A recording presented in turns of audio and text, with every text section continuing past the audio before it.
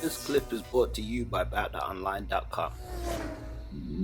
Yeah, man, just for a quick briefing, man, I tell everybody, man, I'm about oldest hip hop nowadays, and I'm born this way, man. My mother actually read me Dr. Seuss when I was still in the embryo, and about 8 months to a year once I was born, I was able to read Dr. Seuss. I had an uncle that taught me drums, like congas and bongos and a whole set by the time I was about 5 years old. So I was musically inclined, raised, when they say rap is rhythm and poetry, that's your rhythm and poetry, my uncle and my mother. But everybody else, my grandparents, parents, just in general, my pop, step pop, it was just, all that music background was there. My granddaddy played blues on the piano. Another one of my uncles played blues. My grandmother was president of the choir at Sweet Home Baptist Church in South Baton Rouge. So I was heavily musically influenced. Before I was 10, I was in an opera called Carmen. Me and one of my street brothers out here by the name of Chris Miller. We was real young. We sung soprano real young. The only two black guys that within this particular opera. So all those elements was there, and as hip hop was evolving, I was evolving into a young boy and eventually to a young man. So I found my glitch somewhere around 82, 83. It was like, that's it. That's what that's gonna be my music channel basically.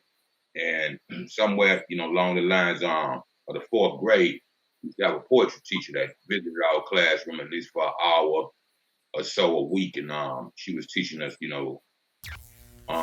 the differential between different poems. And my favorite of the poems was the haiku poems, like 3 lines or something like that, real simple, get to the point, rhyme one time, and then conclude it.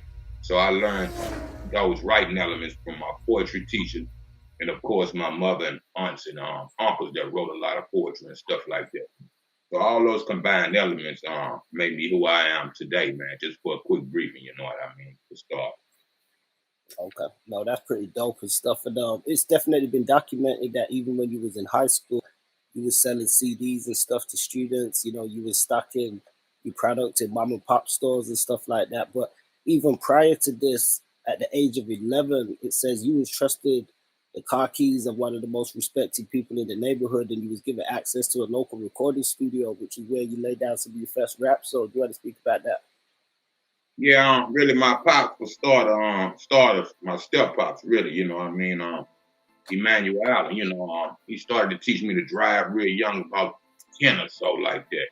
So, I do his errands and different things like that since a kid, as well as a few other OGs in the neighborhood that, I was that type of kid. Everybody knew me, what my mission was, and streetwise and otherwise, just in support of each other. I had access to a whole lot of extra things that the average kid probably didn't, depending on, the family grew up in, the environment, the neighborhood.